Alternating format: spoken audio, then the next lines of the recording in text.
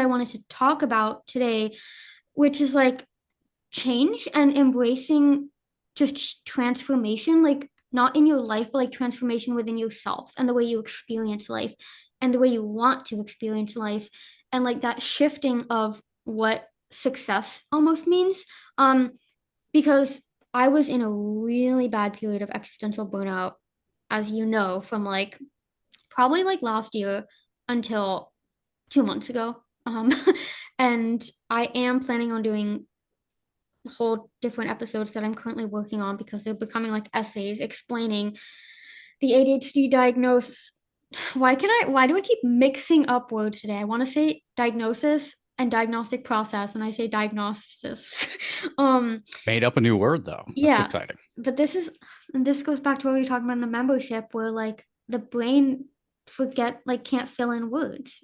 Um, anyways, a whole nother thing. But yeah, about like how I was so burnt out and I was so relieved to get the ADHD diagnosis so I could take the ADHD meds that would help me focus, because when you're burnt out, you can't focus. But realizing that that was actually making everything worse, because while I should have been learning to be with myself, which is something that I am incapacitated to do, um, while I should, quote unquote, should have been learning to be with myself and to confront the emptiness and discover who I am when I am not able to work, I was actually using medication to make myself work more and be more productive, which led to the point of like the crashes just kept getting worse and worse and worse. Yeah. And then there was that period where I remember texting you like, I can't exist. I literally can't do this anymore. So I stopped all the meds, and for 2 weeks, I have never been that burnt out ever, ever, ever in my entire life. Um, but but I think it really showed me. It's like what you've said before too. Like sometimes you have to hit like the worst rock bottom ever to be like, I need to change this because I can't keep going on this way. Um, so I've been doing a lot of reflecting and thinking about like what does success mean to me, and I realized for so long, I have been chasing this ideal that I don't even want. At the end of the day, I just want to do my art, whether that is writing or helping other people become the artists that they already are. Um, and I want peace. Like my therapist asked me, um, like, what do you want or something? Oh, about like he said, like, if you were like 95 and you were on your deathbed, what do you wish you would have achieved in life? And I said, I wish that I wouldn't have achieved anything. I just wish that I would have experienced a life of peace. Like that's all I want. And that answer was so profound to me because I didn't even expect I was going to say that because for the longest time it was I want to be have this many books and I want to have helped this many people and I want to have grown this business to this, and it's like I don't even care about any of that. Like I just want to live a life of meaning and contribution, and I'm going to stop talking soon so that you can pitch it. But like this idea, what was I saying? Anyways, we're already doing it. um, yeah, but about like the I think in so many ways as an autistic person, especially we are so conditioned like to constantly be proving ourselves. Like, look, I can do this, I can do this, I can do this. And for me, this business for so long has been trying to prove, look, I can do this without having gone to college. I can do this without having a degree or whatever it is. Because for so long, it was, yeah, but when are you going to get a real job? Yeah, maybe you should get a part-time job. Yeah, this. And I kept saying, no, no, but I have to do this. And it wasn't until like last year with the academy that my mom was like, oh, like you actually were able to do this. And I was like, yeah.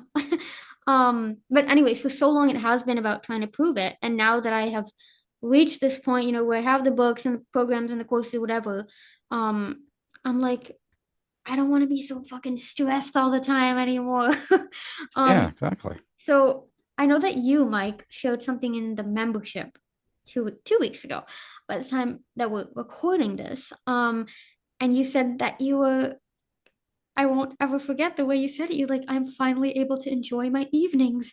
And I was like, I want that too. Because I'm so afraid of the emptiness. So I'd love if you can share a bit more about what that experience has been like, maybe your own little history of chasing the ideal that you realize isn't even an ideal at all because it just leads you to feel constantly burnt out and exhausted and inadequate and never good enough. And kind of maybe some things that you've been doing that have helped you enjoy your evenings and I'm guessing enjoy life at large a little bit more than you were before. Life at large is a good way of putting it. Like the way you're describing things to me is, you had this goalpost that at the end of the goalpost, when you reached it, you would have validation, Yeah. and you received that validation, but the validation was, in many ways, like a hat on a coat rack. You have the It's best metaphors. Thank Can you. I It's one of can, my prouder abilities. can I just say that metaphor about the medication being like, can you tell that one about the medication being like a stool that you still have to reach? Because I get so many questions from people about my thoughts on medication. Well, medication. Ironically, I just used this yesterday when in a group. It's such a good Um, one. you're talking about this because if there's something up on a very high shelf, you reach for it, but you can't get it. It's too high up. So you get a stool, and then you stand on the stool, and then you reach for it and are able to get it. Now, this is where medication is, of course, the stool. It gives you a lift up. Also, you still have to physically reach for the Mhm. thing you're trying to get. And that's how medication works. It's not, people are sometimes afraid of it because they almost see it as it's going to be this all encompassing thing or they hope that it's going to be this all encompassing thing that will kind of fix everything. But Yeah. it is a tool, it's a stool. You Yeah. still, there's still other components to work with. And that's what Yeah. medication is. And that, like, I think for me was like the heartbreak of like having the ADHD medications like cover up my burnout and be like, oh my God, I don't even have to confront that emptiness I was so afraid of. But then it like coming crashing down like 100 times harder because like, yeah, but honey, that's not how it works. Which again, I'm gonna do probably like a whole series that I decided I'm probably gonna call Dopamine Diaries. I like that. And because there's so much, like, because I've okay, and this like I love how we're already jumping like in every single fucking direction. But this is why I love this. And I just said I love this because I love this like 3 times in a same sentence. About there's so much information about anorexia and ORFID and autism, and so much information about binge eating and ADHD. But there's like nothing about autism and binge eating, and there's nothing about ADHD and anorexia. Isn't that so interesting? Yeah, especially when it comes to autism and binge eating, which Yes. I feel like there should be more of because dopamine chasing But and even for ADHD and anorexia, yeah, dopamine chasing, fucking exactly. dopamine chasing. And so, anyways, I'm doing like a series, and I have, but of course, it's like super scientific. So I started outlining, like all the different mechanisms of ADHD that could lead to like anorexia behaviors, like the restriction high, like that euphoric feeling of, and then the exercise piece, and even like the whole and I remember you edited this podcast I did in January of this year about called like but restriction helps me focus. Like Yeah. that is so connected to ADHD too. And Hmm. because it's like the hyper focus of the eating disorder. So I am so excited. So I'm doing a whole so I'm first like explaining ADHD and anorexia. Um and then I'm gonna do another episode on like my personal experience with ADHD, like the constant ADHD versus autism battle. And we might have to do a podcast episode together because you have your own experience with that too. And then I don't have to script it. Yay. And Less then scripting, the better. yeah, I mean, it's so hard. I did start getting back on Instagram Reels the other day, and I realized the only way for me to actually be on video is if I start talking, like if I just start talking. Because if I think about what I'm gonna say, then I'm too afraid that I'm not gonna remember what I wanted to say, and that's not gonna sound perfectly prosed. And then it's like the analysis paralysis of, we'll just write something instead. But it's like at the same time, I do want to be on video more because that is how people also see my presence, I guess. It's not the same as audio only, but like I don't want to do the podcast videos because that's like too much pressure. So everything is such a fine little balance with us. Yeah, so the autism and ADHD battle, and then my roller coaster ride experience of ADHD, starting ADHD medication while in active burnout, how that totally backlashed, and where I'm at now. Because I have started taking the meds again, but in a very different way and different meds too. So it's just super fascinating because like so much of the stuff, the only answers that I could find for any of the things I'm talking about are on Reddit.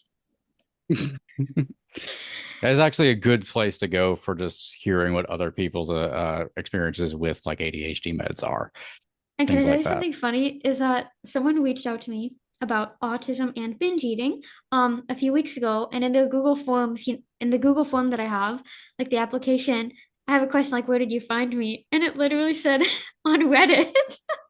And I thought that was so funny. I was like, "Oh, people are talking about me on Reddit." Um, and then of course I Googled live label free Reddit, and people are saying such nice things. Like people are asking about because of the whole up and coming autism eating disorder connection, and so many people saying you should really check out live label free. I've learned so much. Yay! Yeah, Because I've done searches. I've seen that stuff. someone else we know, who stole my content 2 years ago, has not a very good Reddit reputation. No, no. ED recovery snark, flourish with Ciandra, avoid at all costs. Yeah, that cracked me up. But yeah, going back to what you were saying about me asking you about enjoying your evenings because I am so afraid of the Oh, empty void of existence that I constantly distract myself in work, but realizing that this is not sustainable, and I don't even fucking want this either. Like I want to be able to sit down and read a book without feeling like I have to rip my fucking skin off. Like that is not. the problem. Yeah, That's a problem to put yeah, it in the most blatant yeah. terms. You know, like I think I had similar to you goalposts. Mine were all over the place though, but Oh, same here though, it Mike. it really it You're all not can boil down special. to You're not yeah, special. it boiled down to kind of just the same thing, which is I wanted validation that I existed to other people in some way, that I could be something in other people's eyes. And I think that's what kind of led me down of even the eating disorder was I was kind so of gonna that. say, doesn't this sound like an eating disorder motivation? Yeah, I mean that was part of the manifestation of that. And so the eating disorder was really just one in a line of things that I had Yeah, done. And I never quite got things that I really was passionate about off the ground because I just had that sense of displeasure. And when I did enjoy my evenings, when I did go all in on my interest, a lot of times it was just more of just filling my time with distraction. Not that I hated being yeah. around myself. And I definitely had periods of that, especially when the depression hit hard. Mhm. But it was just so I could distract myself. Like I'd fall back hard on routines with them, and just that's all my day was filled with was just distraction, more or less. Yes. And then I fell out of my passions a lot, especially the busier that I got. Eating disorder took a lot away from that, and coming out of all of those things, just trying to get my shit together, more or less. And it took a while still for me to not feel like I had to always be on the move. Yeah. I had to always be doing something, even though I had more or less found my purpose and found something I was happy with that I wanted to do. There was always like, well, I have to accomplish it because it became a task And it to becomes your accomplish. routine. Yeah. It's Yeah, and and mhm. I think as of late. certain things unfolded in my life that made being me a little bit easier. And I think also I hold myself accountable to my own words a lot. Mhm. And when you do the stuff that I do, I don't want to feel like a phony by saying a bunch of stuff that I don't then don't follow. That's Oh, like very yep. important to me. That's So and that's why it, that working on yourself is so important, like for me too, because I'm like, I feel like a phony as a coach if I am not working on my own shit. yeah, and you Yeah, have to, and honestly, I think that's the mark of someone who knows what they're doing because yeah, it is a state of constant flux and a state of constant metamorphosis. right. And I hit a place where I just kind of like doing the things that I like to do. And even if I'm maybe behind in a couple things, like I'm gonna carve out time to myself to just do some stuff that I like. Hmm. You know, having a roommate I like to do stuff with helps a lot. Having a girlfriend I like to do stuff with helps a lot because it holds me a little bit of accountable to, well, I Yeah. can't fuck off and work because I started, I wanted to watch a movie. I should probably work while I'm watching the movie to optimize Oh, my that's time. literally me.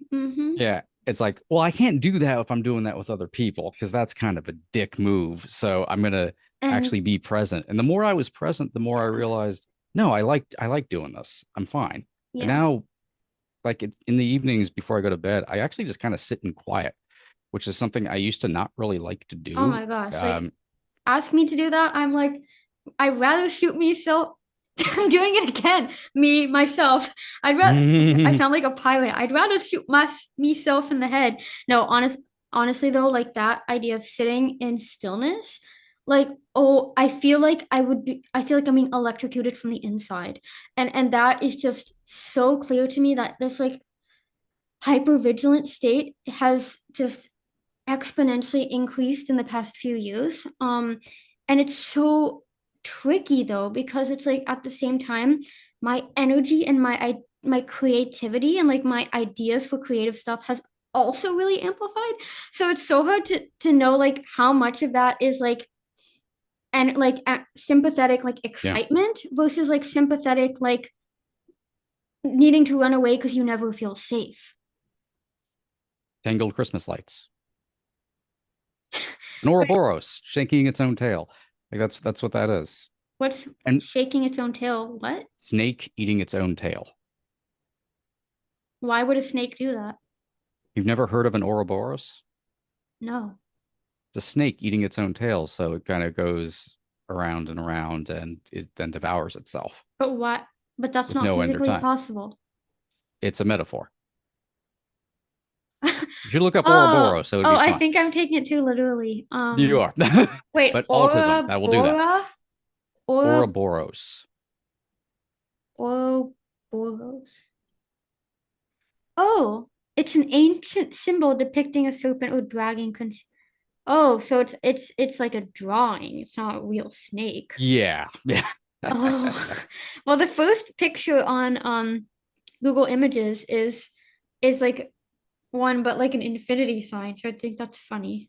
Um, Yeah. It's a version of the infinity sign. The way it kind of can go on right. forever is more or less by But doing like, that. what's the point of the metaphor? A snake eating its own tail is essentially like your actions then devouring yourself. Because it says it represents cyclicality, infinity, and the eternal cycle of destruction and rebirth. Yep. So it's destruction. It's self-destruction in a lot of ways it can be used for, Mhm. which Interesting. God knows I know a lot about self-destruction. Oh, I think we all I'm do. I mean, like I'm king of self-destruction. even just the way that we talk to ourselves, like if people could like see inside my head, like the whole day, I'm like, why can't you do anything? You're such a bag of shit. You're so unproductive. You're never good. And then like in my coaching sessions, people are struggling, and I'm like, well, like you have to be more forgiving and you have to have compassion.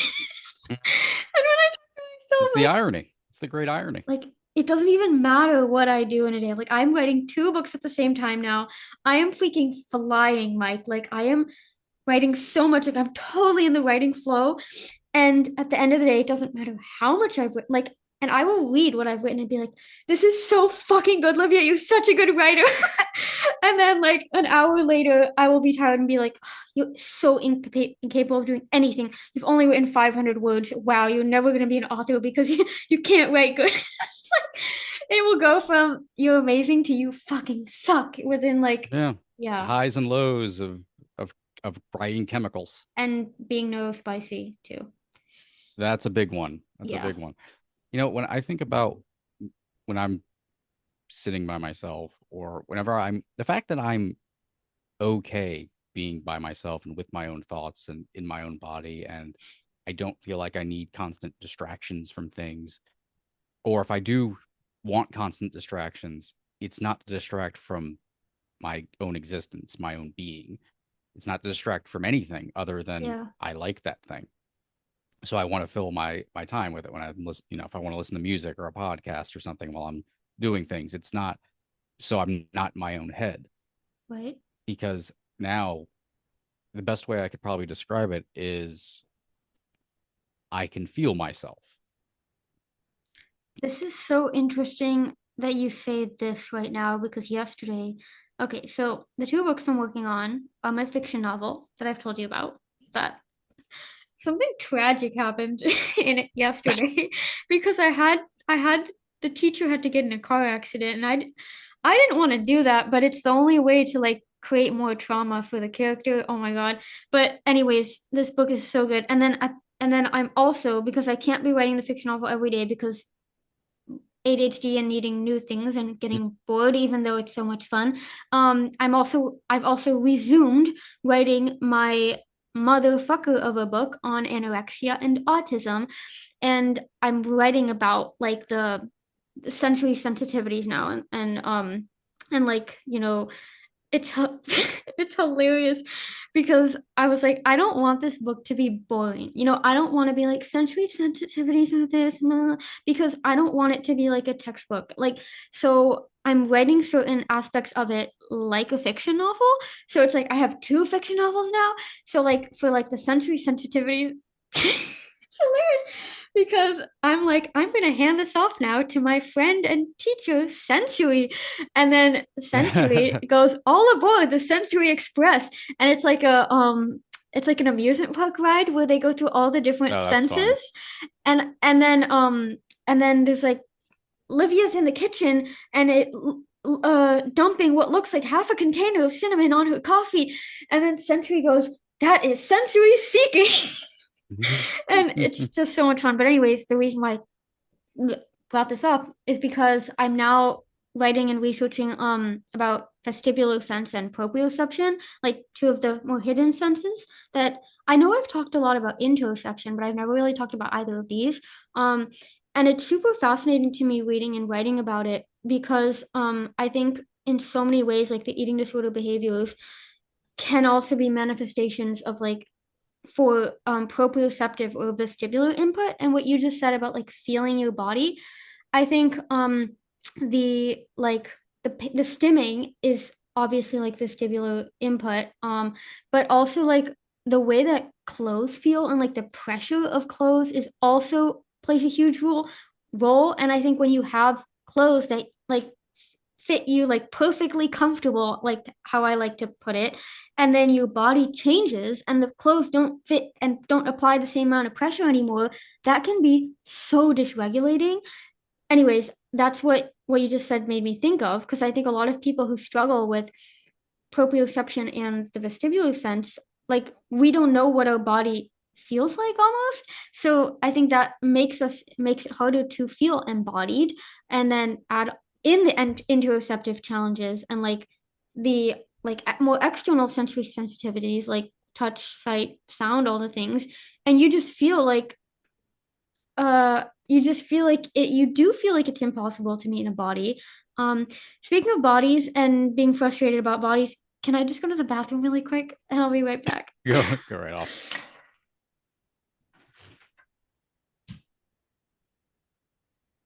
we were talking about vestibular, and you said being able to like feel okay in your body. That is so Yeah, profound. And I'm so, honestly, I'm just, to use your word, delighted for you that you were able to experience that. Because as someone who has hope and trust that they will be able to experience that, but definitely knows they're nowhere close to even being okay with that. Like, I can only imagine, like, what a relief and almost moment of pride for yourself that can be, of like, I have worked so hard on myself to be able to be okay. um I mean, much so. yeah. And I think there's a couple points. There's like you said, everybody can be. Like Hmm. everybody can get there. I think that's an important thing to always remember, no matter where you're starting from. Hmm. You can get there. Yes. And it's good to keep that in mind, even if you never meet somebody who has experienced the same thing. Like you Hmm. can reach that point. Like that's available to you. It's available to everybody. Yeah. And um one thing I always say is if you if you know where you want to be, but you don't know how to get there, Hmm. you know where the starting point is then, Hmm. which Yeah. is wanting to get to that place. Yes. And for part of feeling myself and feeling comfortable in your body is Hmm. also feeling who you are. Hmm. Like that's I think the biggest component of that is feeling who you are and not wanting to run away from that. And Yeah. even no matter how confident you may be in a lot of your abilities or where you are in life, if you're uncomfortable with yourself and who that person is, you're always going to be in flight. You're always going to be wanting to stretch the bounds of who you can be because you want to search for that thing that will fit into place and then make this feeling go away. Who This you is are is who you are. That's so, just as you're saying that, I'm so curious how, if you have any, I'm sure you have many thoughts on how this ties back to what I've described earlier as that existential claustrophobia.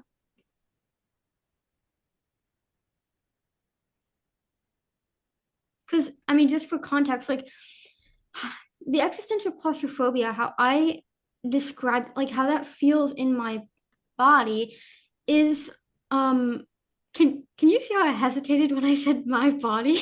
I Yes. was like, I can't say. And anyways, it all comes back to the safety thing.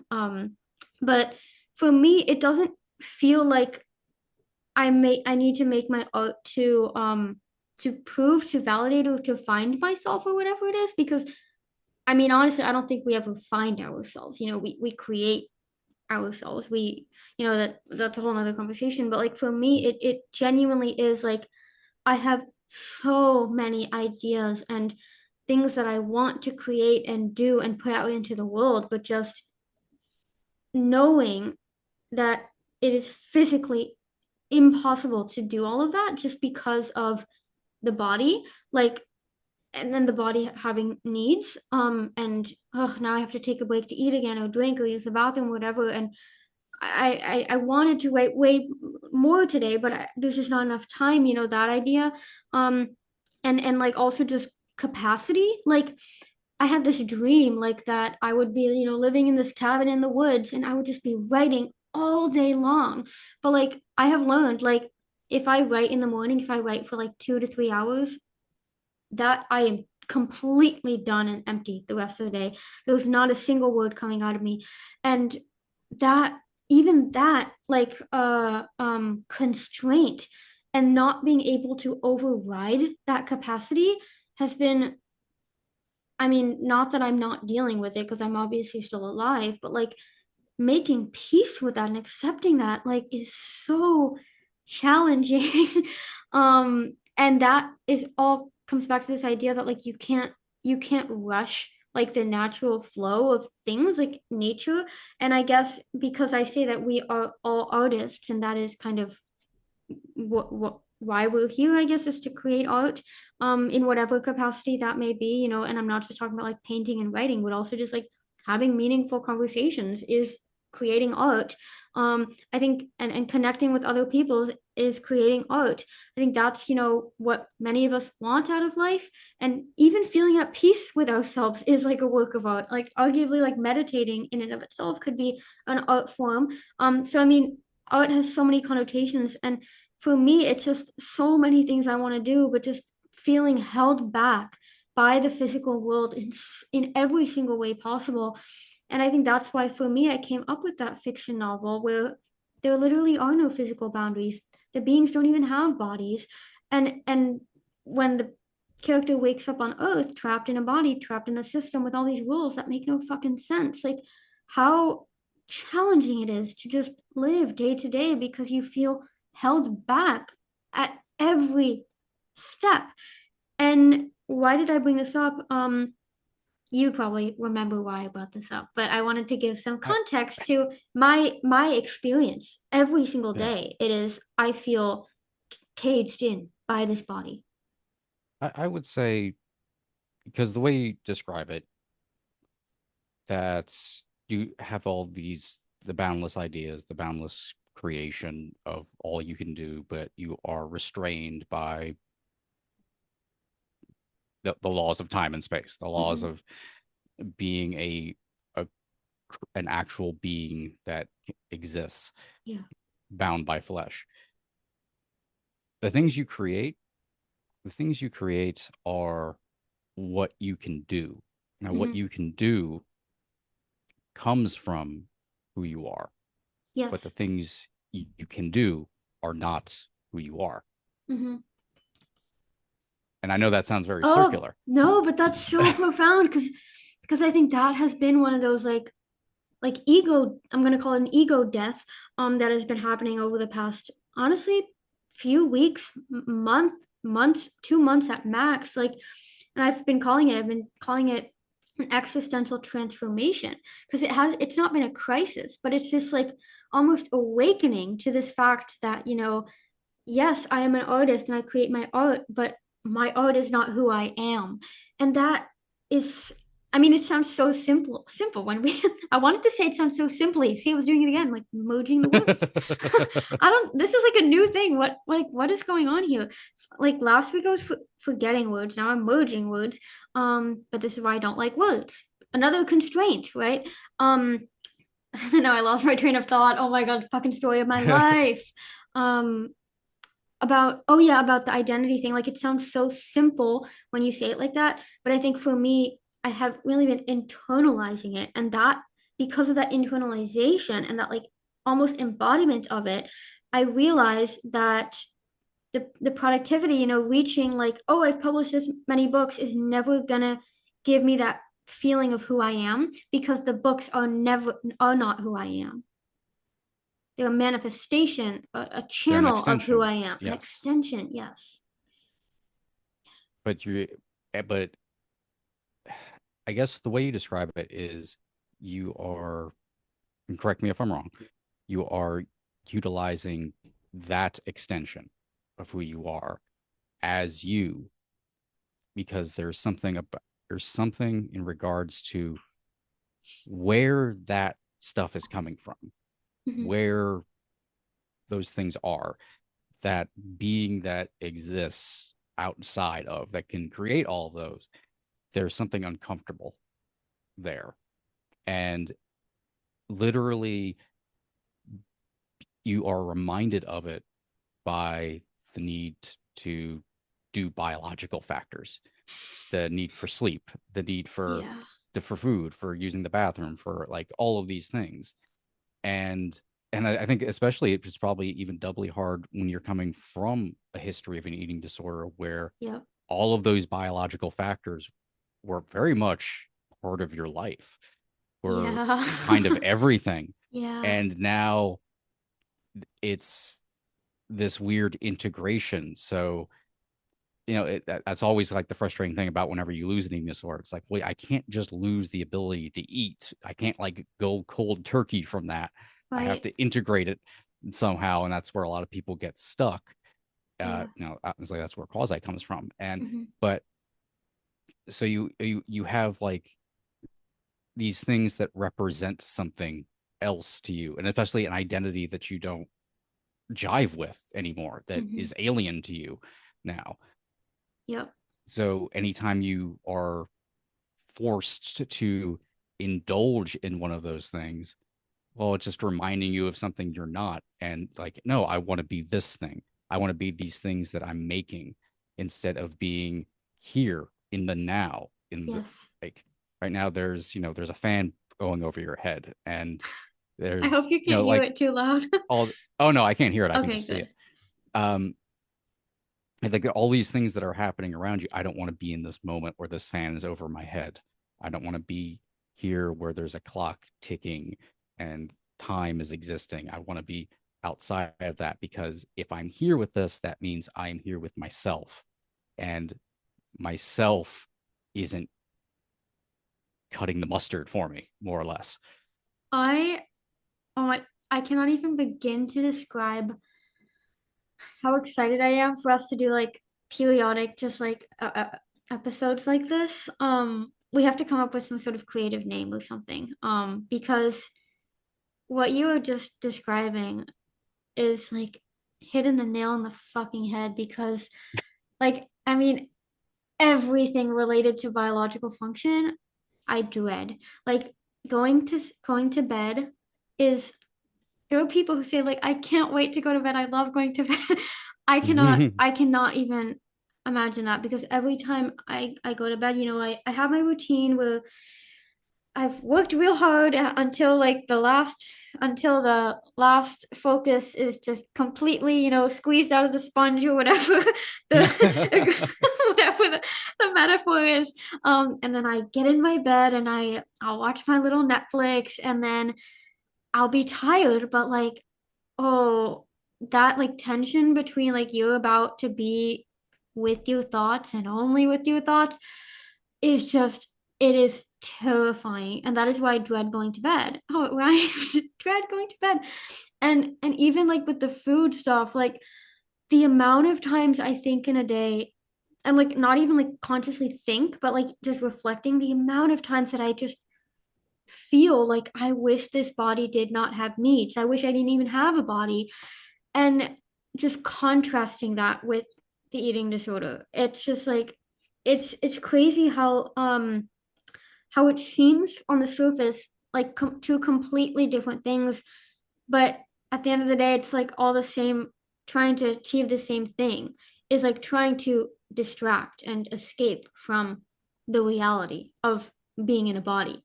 And during the eating disorder it's like you are so close to all of it that you almost don't experience the body Yeah. stuff. But when you are doing other stuff that's meaningful to you and you kind of build your identity around, I'm a coach, I'm a writer, I'm a helper, I'm an artist, and then the food stuff and the bathroom stuff and the sleep and the exercise, it just stands in the way of it. And then it's like, and it's, oh my god, I'm so fascinated by this conversation because like it's stuff I have been exploring, but to explore all of this in your own mind all the freaking time without anyone else who gets it and has experienced it too, this is so profound for me. I mean, you can tell I'm like, oh my god, like mind blown. And this is what we both love about coaching so much is that real time being able to be that other person that truly gets you. Um, and speaking of coaching, I do want to give a little, Mike, you can probably know what I'm going to say, but like give a little bit of opportunity to say, because I don't know if we've ever said on the podcast before, and things, Oh, with the business have kind of been teetering, let's say. flux. Yeah. So, Mike, do you just want, how do you want to say it? Like, Mike is a coach. That's what I'm gonna, Yes, yeah. I'm also a Like, yeah, I'm always like, how are we gonna even introduce this? Like, well, because, okay, let's just put it this way. Everyone knows that you can work with me through one-on-one coaching, and by the time this comes out, the Autistically ED Free Academy enrollment will be closed because I already announced that on the podcast episodes that are already scheduled. Um, but yeah, I mean, you can work with me one on one through one. You can work with me one on one through one on one coaching. Yes, Livia. um, but because of capacity, um, Mike and I have decided that Mike is on the Live Label Free team as a coach as well. So if you want more of Mike and you want someone who truly gets you, like Mike, aka Mike, why do I keep fucking repeating myself? I do not get this. It's a fun name to say. Yeah, it is. And you know that every I now since we talked about it in that episode on a weird food combinations of like a million years ago, and you introduced me to Mike's Hot Honey, I now see Mike's Hot Honey everywhere. And I think of you. But Not a good. lot of It's like good. grocery products have like the name Mike in them, like Mike's Yeah, this, I Mike's think that. because Mike seem my theory is, and this is, and I'm speaking as someone named Mike, so I feel like I am an expert on this. You are, you Uh, are. People find Mike to be a very plain Jane sort of name Mm-hmm. that is very like, oh, that is a trustworthy person because their name is Mike. They are they are a blank slate where you can put personality onto. Like it's very Norman Rockwell-esque. Maybe So that's why I no think one people keep trusts naming me. their No, I'm just products kidding. Mike. Uh, no, I'm just kidding. Because it's like the opposite. Like I even that's what I also love about this work so much is that like when you meet someone that's literally just like you, because they've also been traumatized by the system, and then having them say like you're the only one who gets me or whatever, like that trust that then you have built with that person, it is that is art. It is invaluable. It is irreplaceable.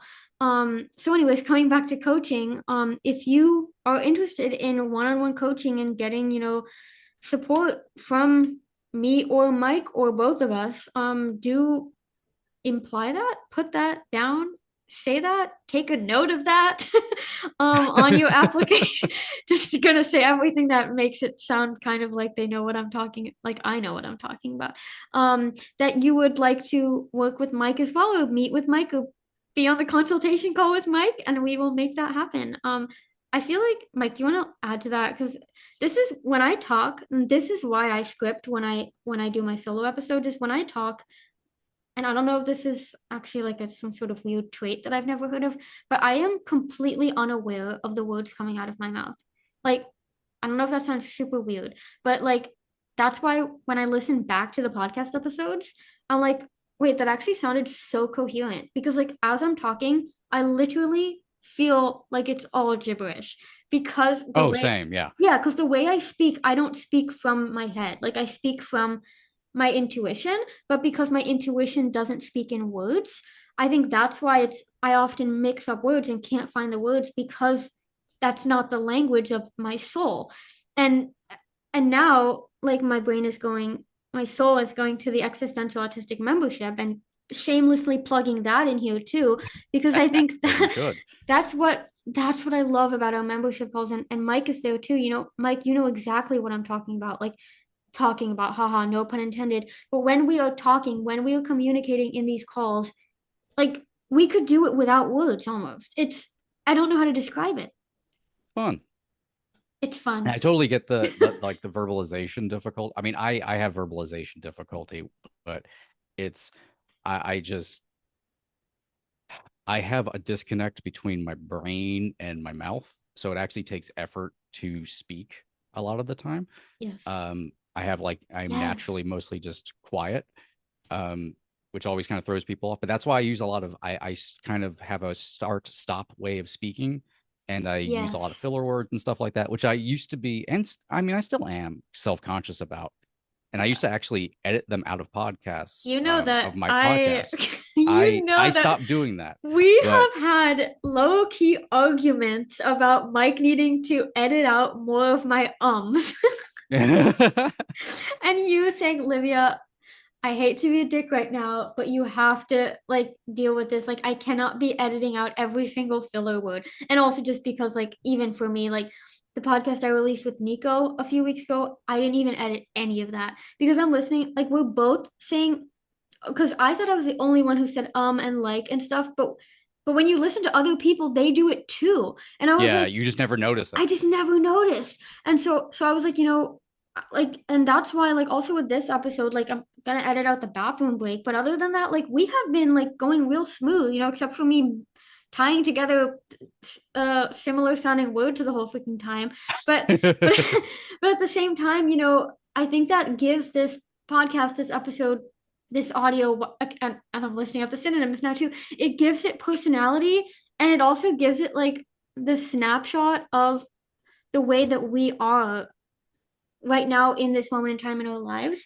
And I think something that, I cringe at my old podcast episodes, like, but at the same time, when I compare the way that I used to speak to that first YouTube video I ever posted, hey guys, versus like now, like to see how like we do evolve and how actually that's such a beautiful process when you can like remove the judgment and just see it for what it is. um I think that's kind of also with the podcast, like I don't want it anymore to be like this ultra like trying to sound professional kind of thing, because especially in this world, more and more at the end of the day, all us want yeah, because of the whole AI stuff and everything being automated these days, what people want more and more is authentic human connection, and is trusting the authenticity. And I think we give that to people when we do show up like this. Like, yep, I don't have a plan. I have so much shit and trauma that I'm working through. How about we talk about it together? That just is also so much more fulfilling to me rather than having it be perfectly planned out, because that takes out all the joy out of it.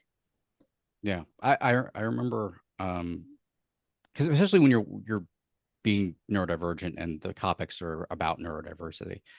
I think so often, which Yeah. is so much of your content is about that, and so much of my content is about that. So a podcast I do is part of the Mental Health News Radio Network. Is that Spark And Launch? yeah, Spark Yeah. Launch is now part of that network. Sparklaunchpodcast.com. Um, Shameless plug. dude, ding. And the person who heads that came on our show and was for an interview, and we were talking and stuff. And then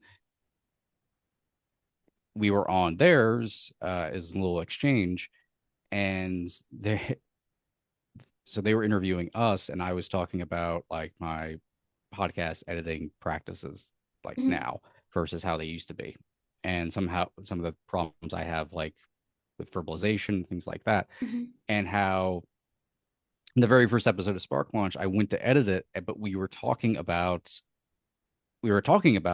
speaking difficulties with Mhm. being neurodiverse, being autistic, and having ADHD and filler words and things like that. And I Mhm. thought, well, if I edit them out of this conversation that we're having, Yeah. that's real shitty. So I didn't do it on that one. And then I kind of did it less and less after that until Yeah. I just kind of don't edit any of them out because that seems wrong. And I was Right. explaining that process of like really just owning like, no, this is how I talk. It's Yeah. fine. It's if you have a problem with that, that's on Right. you. This is how I talk. And I Right. was explaining that.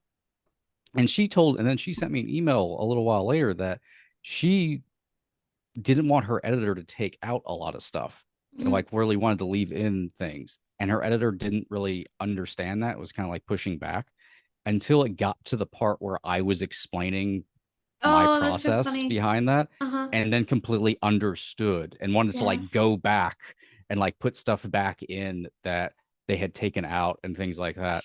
And like, yeah, because that authenticity is important because that's how we Right. speak. For people who Exactly. have brains like ours, that's just the way we speak. It doesn't have anything to do with, it's stuck on our intellect a lot of the time, but Right. it has nothing to do with our intellect. We just have some of us are really great speakers. Some of us have a lot of difficulty in verbalization or sentence forming. We can write completely different.